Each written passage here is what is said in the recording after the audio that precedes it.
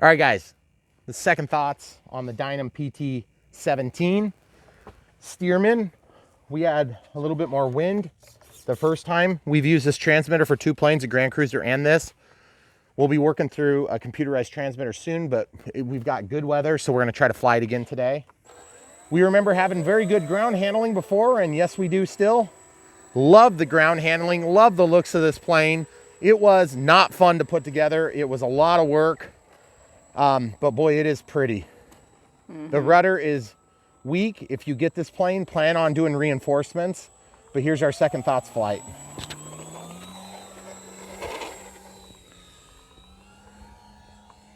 Ooh, that's flying kind of weird. I think I must have my mode turned off for like stabilization or something. So I got to figure this out real quick here. It's also possible that there's a little bit of a trimming issue going on. But boy, that thing looks good. I'm at half throttle right now. LEDs are helpful, but not necessary on a plane like this.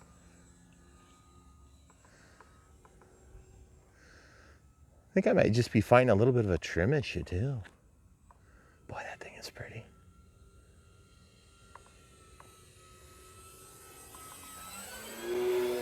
There's full throttle. 2600 4S that came in the Smart Ready to Fly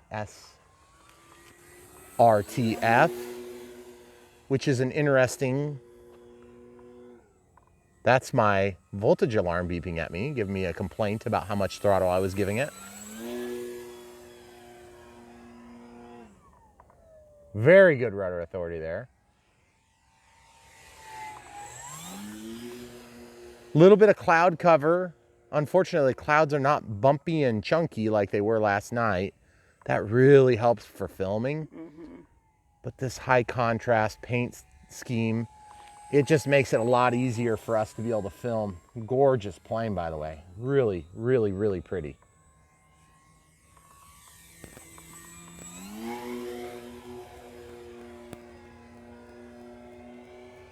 It does not roll very good.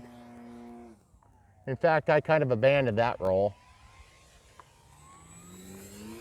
You could change your control horn positions on the ailerons and you get a lot more output.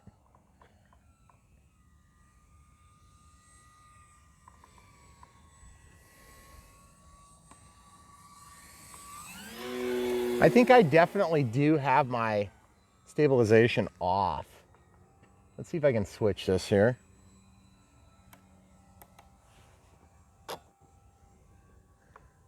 See, now I think I have auto leveling on. Having to kind of ride the elevator, folks. Okay, there we go. Finally, I got it to where it's flying somewhat level. Now we're hands off. Cool. Got a little bit of roll tendency there.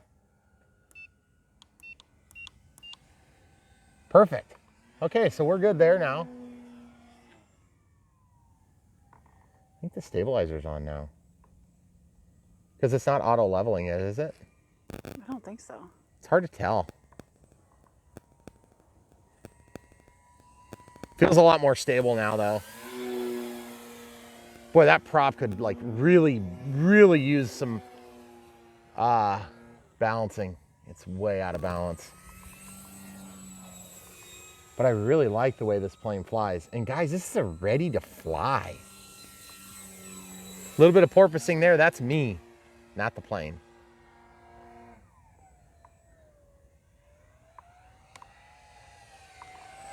I wouldn't recommend a lot of gliding with this plane. It's just a little bit too heavy to glide real great.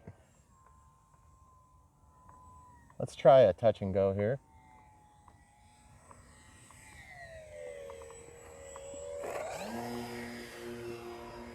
Okay, now I'm beeping. I need you back 3 steps toward the garage door.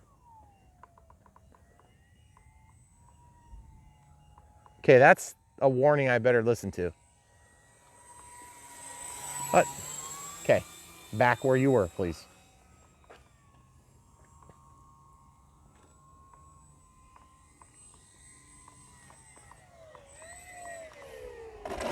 Woo! Oh, come on now. I wanted to be able to get a better landing than that. So I'm trying to figure out if I have my stabilizer on or off. I can't really tell right now because it sure didn't feel very stabilized. By the way, no throttle cut on the Smart Ready to Fly option. So you need to be very careful when you're handling your plane.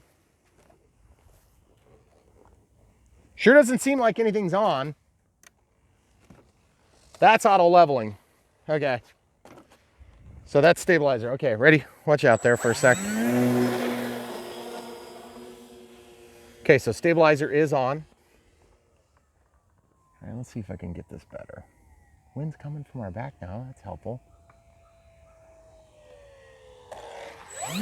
You know what I need to do is I need to throw it into low rates for the landing approach because that elevator is just a little bit too touchy. Gorgeous looking. That's definitely the beeper. Okay, I think this will be low rates for us. A little bit too fast, I think.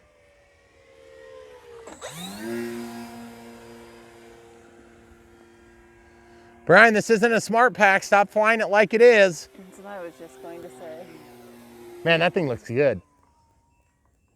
Okay, so being that this is not a computerized transmitter, I only have 2 models that I'm using it with, but I did not have to rebind it, which is nice. Oh, come on, don't squirrel. Sorry, folks.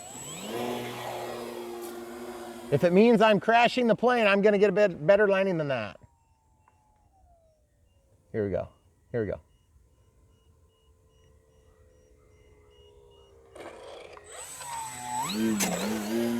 What kind of a noob is flying this thing?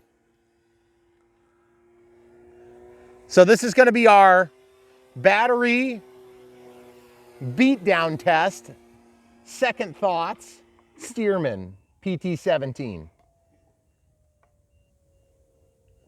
It definitely needs to be landed like 2 minutes ago. This is your last thoughts video.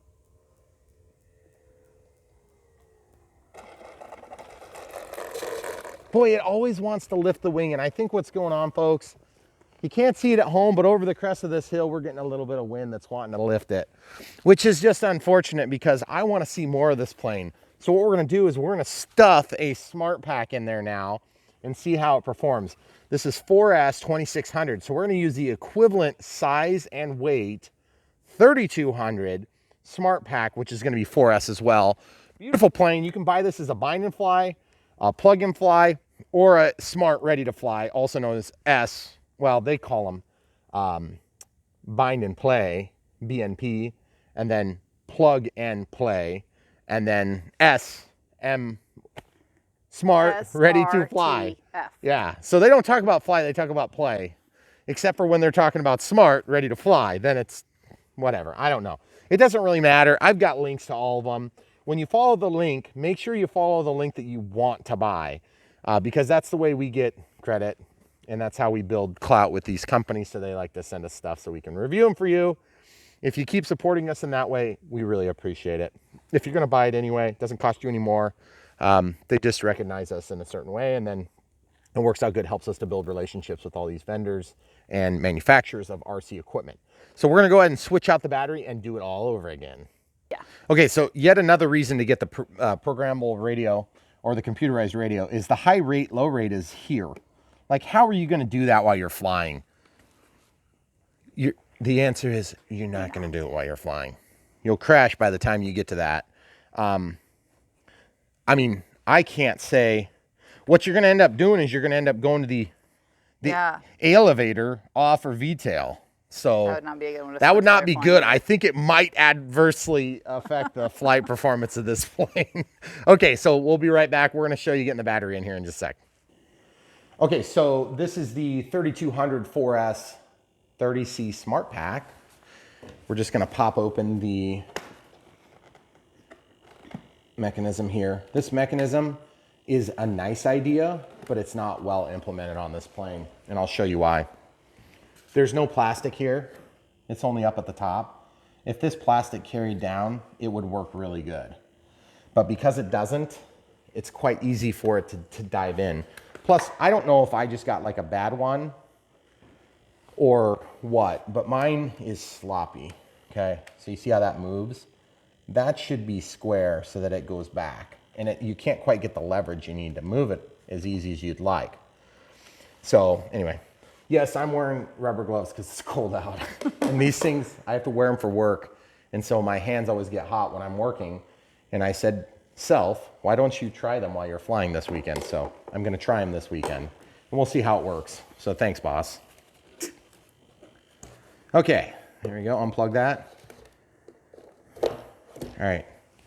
So this battery, this is the ready to fly one. I don't think we puffed it. I don't think so. We're at 3.8 neutrally. That's actually not too bad. Feel it. It's not that. No, Here, you want to warm up your hand? It's not bad. So anyway, I think 3.7. 3.7. Well, whatever. But that's I mean, close still, enough. it's not like it's. We're within a tenth of a volt. That's Yeah. pretty good. Now, on a smart pack, these things auto balance all the time. And yes, you're right. I am using a voltage alarm on a smart pack, which is a little bit annoying to those of you who think I should probably put a smart ESC and telemetry and all that stuff in here. Yeah, not going to happen, guys. I might someday just get a plug and fly from BitGo Hobby. But to be honest with you, I really think that this system works well for the price point. It's really a pretty good value. I'm not sure how their transmitter is going to set up, but I do have one and I just haven't had time to set it up yet. So when I do set it up, I think it's going to improve all those little ticky issues. You know, like when I have the porpoising on landing, that's because I'm used to being able to demand better results for my expo and my rates. And I have everything in muscle memory. I know where everything is on my Spectrum transmitters. That is not a bash on any other brand, whether it be Futaba, Detrum, which is Dynam, or any other ready to fly. It's just, it's a personal preference. Mm-hmm. So don't hear me wrong when I say that. This is actually a pretty nice plane. It was a pain to put together. That's the worst part of it. Everything else has been very good. So putting the battery in, and by the way, any PT-17 you buy from any manufacturer, it sucks to put the battery in because they're just in bad spots. Yeah. Because where you need the weight is where you don't want to have to get to. So you'll notice that I have two hands in here and I've got big hands. So, you know, it's not abnormal. Okay, so I'm just going to do this blind. It is a kid's toy though, right? So. No, this is not a kid's toy. For adult kids. For adult kids.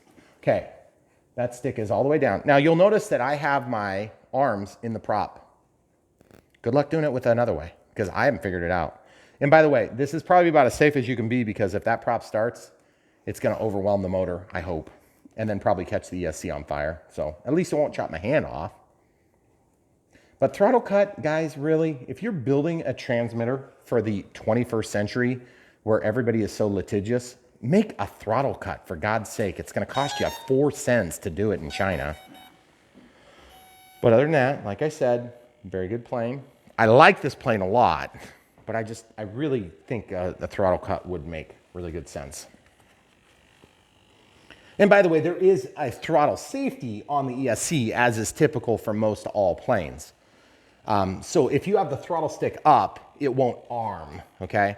But once it's armed, it's going to chop your fingers off. Okay, so our little tape job is, it's holding up okay.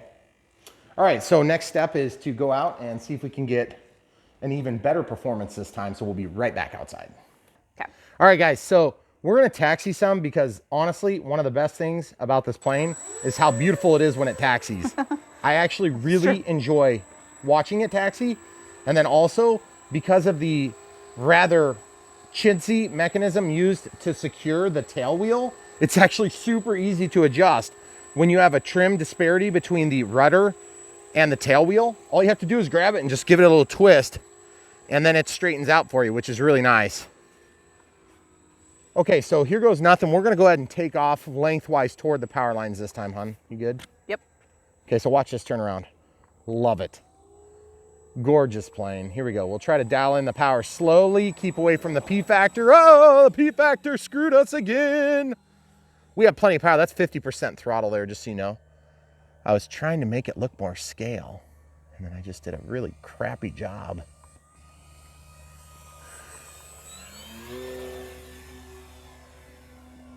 Wow, that's a lot more power, guys. Maybe it's not a lot more power, but it's a little more power. It seems It went all the significant. way around that loop without any lag and no beeping.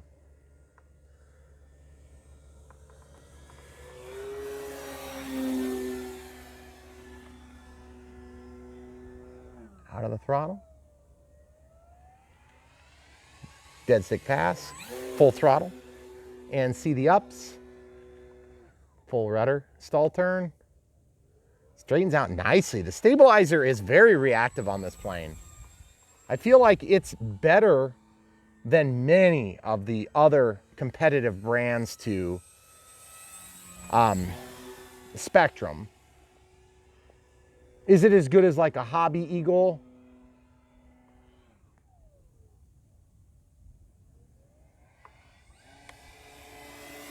Or an A3L or whatever? I mean, I don't think it's maybe necessarily quite as good, but it's one less component you have to deal with. And it's got auto leveling built in, which is really nice. If you need it, you know, guys? Don't feel bad. Whatever gets you flying. Boy, this thing is way more zippy on this pack. Yeah, it is. It just livens it up, guys. Look at this. Remember how I said it didn't like rolling? Okay, it still kind of doesn't like rolling. That was a salvage maneuver there. If you want to roll this plane, plan on rudder, plan on ailerons, and plan on all of it. Okay, ready? No, that was an epic fail. Okay, here we go. I'm gonna get a little bit more speed, going downhill and not ending up in the power lines. Full throttle, elevator, roll. There she goes. See how much we lost there? Yeah. We lost a lot of altitude doing that. My camera crew is screaming at me right now, I'm sure. Yeah, that's all right. Because this cloudy backdrop is not as good as we had last night. Last night was perfect. Gorgeous. Yeah, one flight.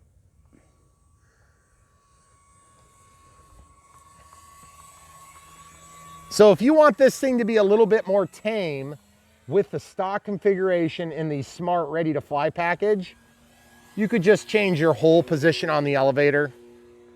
But to be honest with you, I would trade having a little bit more porpoisey behavior and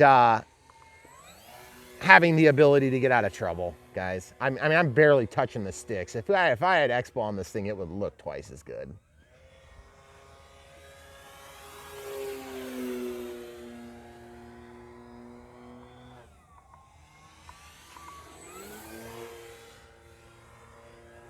Trying not to over coordinate my turns, but boy, this thing is so much faster now.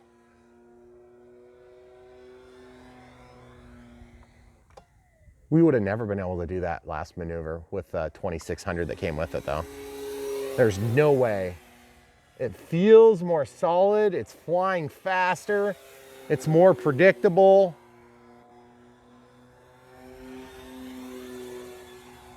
Okay, so now what I'm gonna do is I'm gonna switch over to low rates. Very carefully, I'm gonna try to do it. Something I said was impossible. Okay, I'm in low rates. Let's see how it does now. Full throttle. Let's try doing a maneuver. I mean, it's flying really good actually. Dang it, I hate being wrong all the time. Just ask my wife. By the way, my stick input to do that maneuver on the elevator is like 25 to 30% down.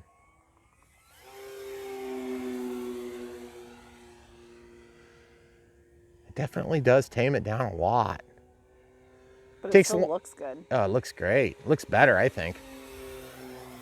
I love the way this plane looks. Top and bottom both give you that scale appeal with those beautiful red invasion stripes, I think is what we could call them.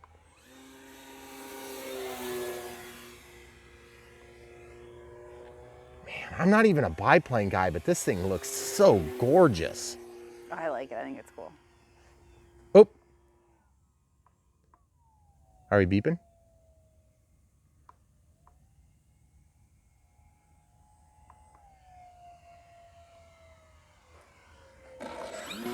Little bouncy pass for you. I didn't hear anything. I do. You? I think. Let's try this. You can stay where you are if you're good. Okay. Sorry, folks, if we get a little crispiness in the audio.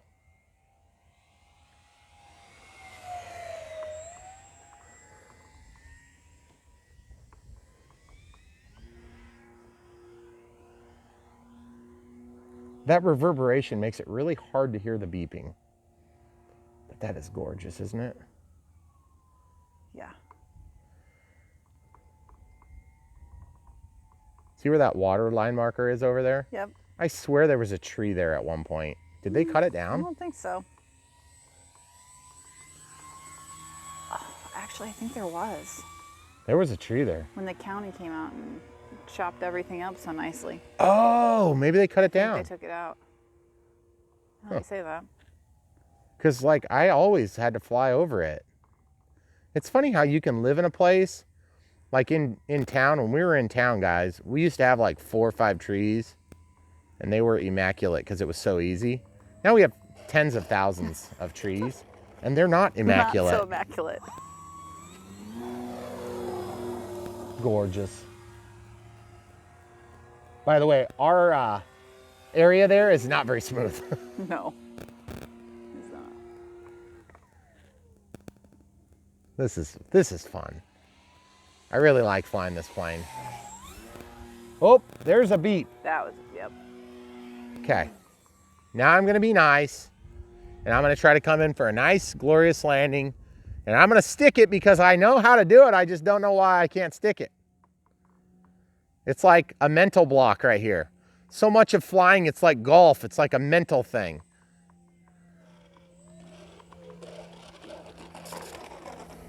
And then there could be something about asymmetry of your landing gear too, because I don't think that's me. I think that's the landing gear. One of them might be binding a little bit. Let's go check. Maybe so.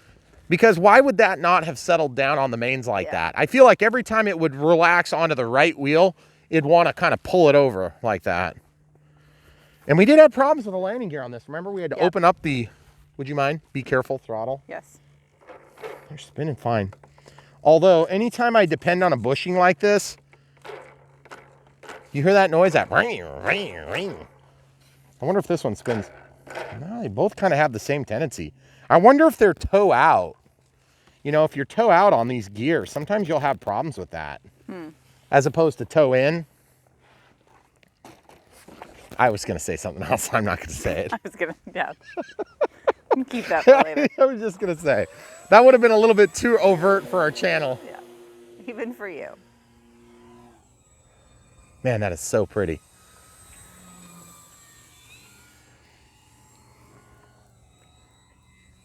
Guys, I gotta say, I'm singing the praises of the Smart Packs again. Yep. I know this is a Dynam product and they probably want me to try to push their battery, but you know what? Sorry. It's inferior by a long shot. Look how long we've been flying. Now, I'm not gonna say that their battery was bad. It's not actually bad at all. It's just that the Smart Pack is really good.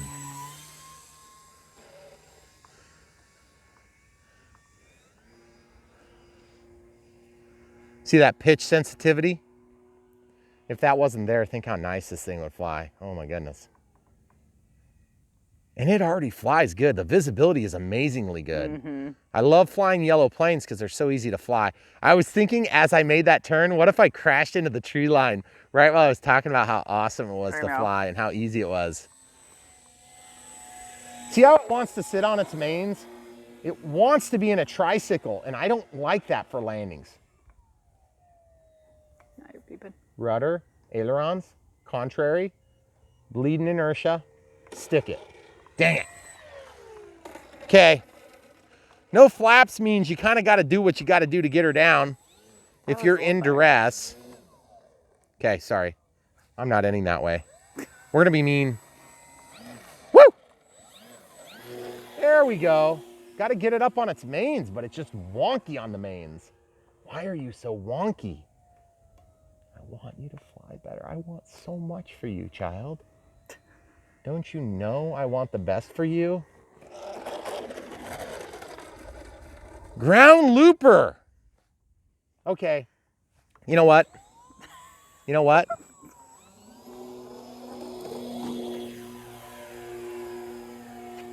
Sorry, guys. I will win this battle. Shooting landings is fun with this plane. You may have noticed since I did it like 17 times in a row. Oh, I hit the bump before, dang it. If you guys are regulars to the channel, you saw me do that with the V1200 the other day. And she lived to tail the tail. I've had really good luck with the last few planes, really good planes. The builds have been kind of incredibly pain in the butt. Oh, yes! I'll take it. That's good enough for me.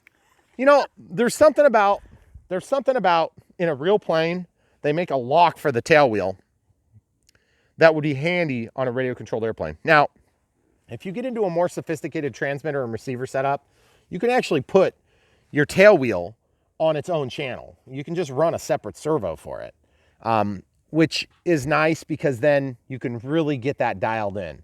So like when you have takeoff flaps, you would leave it working, or maybe you would lock it halfway. And then when you have landing flaps, you would lock it 100% square. So then when you put your tail down, you're using your rudder to just make a slight adjustment, which will still work when you're going that quick. But you know, it's historically, my AT-7, which just kind of flies a lot like this plane, you have to kind of fly it fast. It did the same exact thing where it always wanted to ground loop, no matter what I did, no matter how careful I was. And again, with the Spitfire, the 1.2 meter Spitfire kind of did the same thing. So it's possible it's me. It's possible it's the conditions, probably mostly me, but a little bit the plane too. I would say it's probably 30% plane, 70% pilot, because I've seen people put them down straight. And it could also be the hard surface and the way that reacts to the spongy wheels. They're actually quite hard. The softer wheels tend to help make up for a little bit of that. So second thoughts, that's what these videos are about. And my second thoughts on this plane are that you should probably buy it. If you like the way it looks, you're going to like the plane a lot.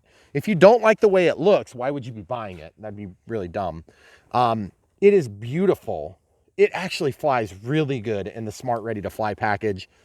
If you don't have anything, it comes with everything you need with the exception of the AA's in here, which is stupid. Why doesn't it come with the AA's? So anyway, again, manufacturers, throttle cut AA's, what's wrong with that, you know? So you just threw your entire profit margin out the window. It's no big deal, you know, because I have to spend like $4 on those two things. Well, except I can't add a throttle cut to this. You could actually add a throttle cut to this if you really wanted to make your life difficult. Okay, any thoughts, camera crew? It's a cool looking plane. There was a big difference on the Smart Pack in performance. And it's not even beeping now. I don't know if my alarm just gave up or if it's like actually still going. Is it?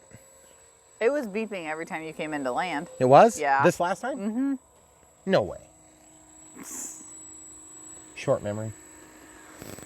That thing is gorgeous. It is a very cool plane. Hear those cables vibrating? And the ground handling, once you get stopped from flying, really good. So let's check the voltage on this one. We'll go in and use the Smart Tester as opposed to just the voltage alarm. Also, the wing being joined in the middle on the assembly, huge pain in the butt. If you get this plane, don't do it like me. Get some wax paper, lay it on the counter, get it glued up, lay something heavy on it overnight. Don't mess with it, okay? You'll thank me later. It makes it a lot easier on you. You're not going to get marred finish here from putting chip clips on it, okay? But like in our environment, we get a day and a half to basically get these things ready to go. So you're probably not in that same time constraint. Although even back in the day when we were first doing this, it was always a weather window that we were trying to hit, especially in the fall, because during the day, I go to work and I work 10 hours or I work 9 hours, or if I'm lucky, I'll work like 8 hours. I get home and we scramble to fly. I mean, scramble hard to fly. Yeah. And then basically I go back to work getting YouTube stuff done until midnight or 1 o'clock in the morning. And that's kind of like our life. But the thing is, some days I get home and it's been dark for 3.5 hours. So when I say the weather's been bad, we have days like this often. But my wonderful camera crew, she does enjoy sleeping because I keep her up until 1 or 2 in the morning working on this crap every night. So she only can burn the candle on one end. One end, yes. I burn it on both ends regularly. And we know what that does to people. Yes, obviously. exactly. So, but anyway, we're going to go check the voltage. Stay tuned. Okay, so we're just going to show you the whole process so you don't think there's any funny business here. By the way, quick update. The rubber gloves worked really good. My hands are warm and I kept 100% of my dexterity. And if I had a smartphone that wasn't being used to film me, I could show you that the capacitive screen works with these particular gloves. You can get some that won't, but these ones must have enough carbon or something in it so that they still conduct, which is really nice. Or they're just thin enough that you can get through. Okay. Not puffed. That's always nice. I'm just gonna go ahead and slide this out. You'll notice that I don't have it even very tight in there, okay? Been really happy with these smart packs. No puffage. Not at all. None. And if you don't know what puffing is what happens to these when you beat them to death. Oh, why am I using this crappy one? Jeez. Sorry, camera crew. Thought maybe you had a plan. Sorry, camera crew and millions of viewers. Oh, Oh, well, wait, hold on. wow. That is incredible. What did we have the other one at? Dang it, we charged it. We stopped. It was beeping though, so it would have been at the same kind of. The crappy voltage alarm said 3.82 Yeah. or something. So we like actually that flew a lot longer on this, and I was under throttle a lot longer on this one. That being said, again, I want to be fair about this because this pack is a lot more expensive than that Dynam pack. Okay. So if you're on a tight budget, this battery is perfectly fine to get by. Yep. It's just, if you have money for radio controlled airplanes and your kids still eat food and things like that, and your wife still occasionally gets flowers and things like that, then my recommendation is if you're in it like I am, where you're really like it's a monthly budget sort of thing, this is not a bad thing to spend your money on because you will use this on many planes. For instance, I will then use it in this other plane that we're going to film shortly. Maybe I'll recharge this and use one of the other 3 that I have. But the idea is I used to go out and buy a plane and then I would buy 2 or 4 or 3 or 5 or 6 packs. And those packs were not free, but they were a lot cheaper because they were the garbagey ones. The problem is the garbagey ones would not auto discharge and I would not manually discharge them. So I would charge them to be prepared to fly and then they would destroy themselves. So I would get maybe 3 seasons, and on that 3rd season, the deterioration was significant. So these batteries will not only keep them self-balanced, so yes, you can use your crappy old charger or your nice, not smart charger. And yes, you absolutely can charge these with those devices. However, the smart chargers are very, very nice. They're also quite expensive. So I feel like the smart charger, you can do what you have to do with the voltage alarm to get by. Or excuse me, not the voltage alarm. You can do what you have to do with this, and this is only like 20 bucks. So if your investment, you're talking about investment in batteries, because batteries are expensive. When you get into this hobby, you're going to spend hundreds, if not thousands of dollars on batteries. And you'll spend thousands of dollars on planes eventually. But the thing is, you'll spend hundreds to thousands of dollars on batteries in the first 3 years of being in this hobby, for sure, guaranteed. Especially if you get into jets, because they use expensive batteries. If you're going to use them for more than a couple seasons, the smart packs are going to pay for themselves in longevity, performance, flight time, and you can have less of them and have a better experience, because putting batteries in and out of planes is just not very fun. It's one of my least favorite things in the hobby. That being said, when it's easy to put a battery in a plane, that's really nice. It's actually a big value. It's funny because when you measure the value experience of a plane, people don't talk about sticking batteries in, but it will ruin a plane. I have an A10 downstairs from Freewing. I hated flying it, hated it, because it was so impossible to get the CG right with the battery. And by the time you were done, the thing was so thinned, you know, if you had anything less than an absolute perfect landing, you destroyed it. That being said, I still loved it at the time, but now that I have my Horizon 810, the thing blows it away, literally blows it away. So, full circle, smart batteries, definitely the way to go. If you're on a tight budget or you're not sure that you're going to be in the hobby for a while, plane like this, probably not a first plane. That'd be a great first plane. But the smart technology is not a waste. I know you think I'm trying to sell you something, but I'm not. I'm just teaching you from my experience because I've been doing this for 5.5 years and I've immersed myself in it in a way that you maybe haven't yet, or you have, and you're just hearing confirmation by listening to me talk about these things. That being said, there's plenty of other good batteries out there, but this is made in a plant in China that is the first or second best in the world. And I have it on good word that there's only one manufacturer that can make them better, and they're triply to quadruply as expensive.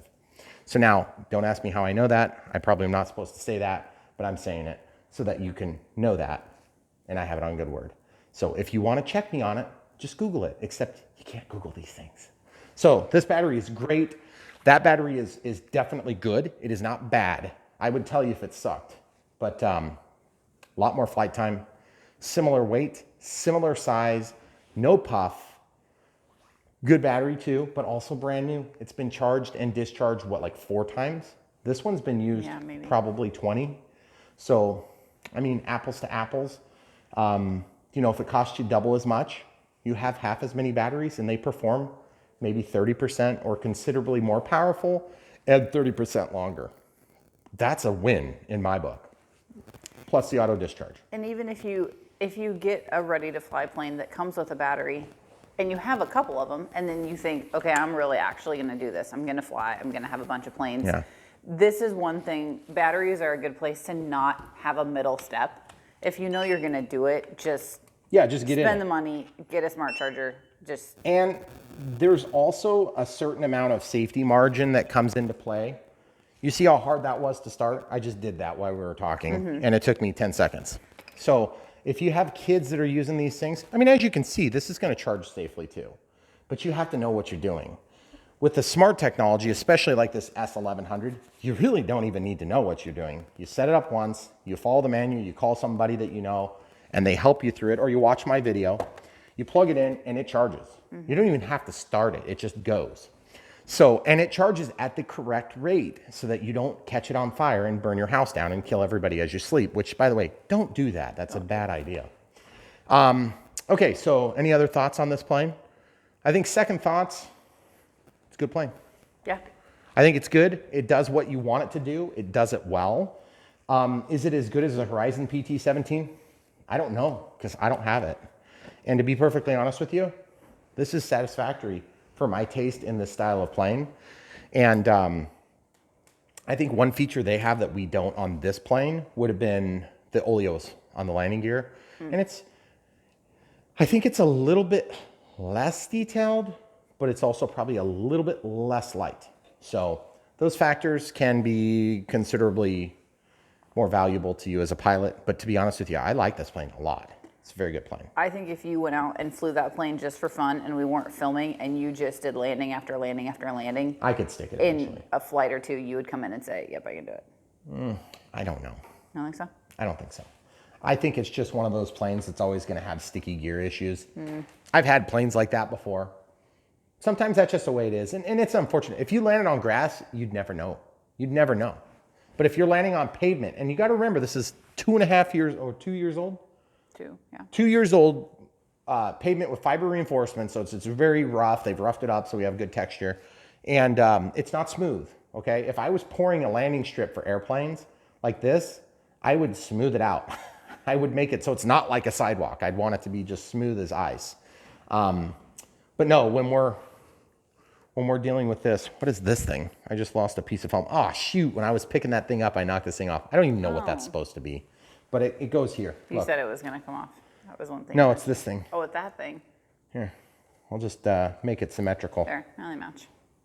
So other than that little minor gaff, I really don't care because it's such a small detail. I don't care.